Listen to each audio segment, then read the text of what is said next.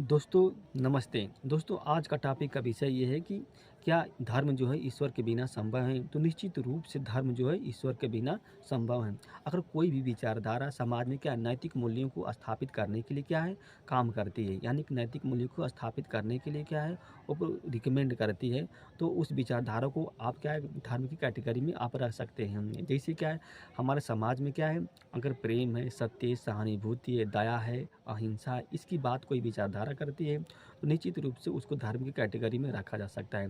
और वह विचारधारा ये भी बात करती है कि क्या करना चाहिए, क्या नहीं करना चाहिए, और साथ साथ मानवता को भी सपोर्ट करती है, ताकि हमारे समाज में क्या बिखराव उत्पन्न न हो पाए। और कोई भी विचारधारा जो होती है मानव को शांति प्रदान करने के लिए क्या है मार्ग प्रशस्त करती है, मार्ग दिखाती है, तो वो भी क्या विचारधारा को क्या है आप धर्म की कैटेगरी में रख सकते हैं। वही काम ईश्वर भी करते हैं। अगर ईश्वर की सत्ता को क्यों माना गया है? ईश्वर को सत्ता को माना गया हमारे धर्म में क्या है, यानी हमारे सोसाइटी में क्या है नैतिकता को स्थापित करने के लिए। अगर ईश्वर की सत्ता को मानते हैं तो आपके अंदर इस बात का भाव रहता है कि अगर मैं कोई भी गलत काम करता हूँ तो इसकी सज़ा क्या है ईश्वर देगा। कोई अगर मान लो चोरी करते हैं, क्या किसी को हत्या करते हैं, किसी को मारते हैं, किसी का शोषण करते हैं, तो आपके मन में है कि इसकी सज़ा ईश्वर देगा, इसलिए आप उस क्या गलत काम को नहीं करते हैं। तो वो भी जो धर्म है, यानी कि जो विचारधारा जो ईश्वर को नहीं मानती, वो भी तो इसी बात को रिकमेंड करती है कि नहीं ये गलत काम है, आपको ये ऐसा नहीं करना चाहिए। तो ऐसी विचारधारा को क्या है धार्मिक कैटेगरी में आप रख सकते हैं। जैसे जैन धर्म है, बौद्ध धर्म है, ये दोनों धर्म क्या है, ये हमारे समाज में क्या है मानवता को स्थापित करने के लिए मार्ग प्रशस्त करते हैं।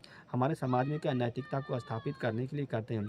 हमारे समाज में क्या शांति को बनाए रखने के लिए दोनों धर्म क्या है काम करते हैं। इसलिए दोनों धर्म को क्या है धार्मिक कैटेगरी में रखा जा सकता है। जबकि दोनों धर्म क्या है ईश्वर की सत्ता को नहीं मानते हैं, इस ईश्वर के अस्तित्व को एक्सेप्ट नहीं करते हैं, लेकिन हमारी नैतिकता को बनाए रखने के लिए, के जो मूल्यों को बनाए रखने के लिए दोनों धर्म बहुत अच्छे से काम करते हैं।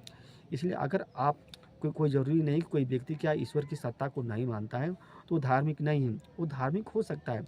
धार्मिक होने का मतलब ये है कि अगर आप नैतिकता को मानते हैं, आप समाज में को जो नैतिक मूल्य है उसको फॉलो करते हैं, तो आप क्या धार्मिक व्यक्ति हैं। अगर नैतिकवान हैं, किसी के साथ अगर प्रेम है, प्रेम के साथ रहते हैं, प्रेम के साथ क्या बात करते हैं, अच्छे से व्यवहार करते हैं आप, अच्छे से व्यवहार करते हैं, लोगों की संवेदना समझते हैं, उन लोगों के साथ संवेदना व्यक्त करते हैं, तो अगर आप क्या है ईश्वर की सत्ता को नहीं मानते हैं तभी आप धार्मिक व्यक्ति के कहे जाएंगे। अगर धार्मिक व्यक्ति का मेन उद्देश्य यही होता है कि दूसरों को क्या है वो हानि नहीं पहुंचाता, दूसरों को चोट नहीं पहुंचाता है, वो गलत काम नहीं करता। धार्मिक व्यक्ति का मतलब ये है, धार्मिक व्यक्ति का मतलब ये नहीं कि वो पूजा करता है, अन्य चीज़ नहीं करता है। तो इसीलिए अगर आपके अंदर आप धार्मिक व्यक्ति हैं तो कोई ज़रूरी नहीं है कि आप ईश्वर की सत्ता को माने ना माने। देखिए तो ईश्वर की सत्ता को मानना ना मानना ये अलग अलग धर्मों में है, लेकिन अगर धार्मिक होने के लिए नैतिकवान होना बहुत ज़रूरी है। अगर आपके अंदर नैतिकवान नहीं है तो समझिए कि आप धार्मिक व्यक्ति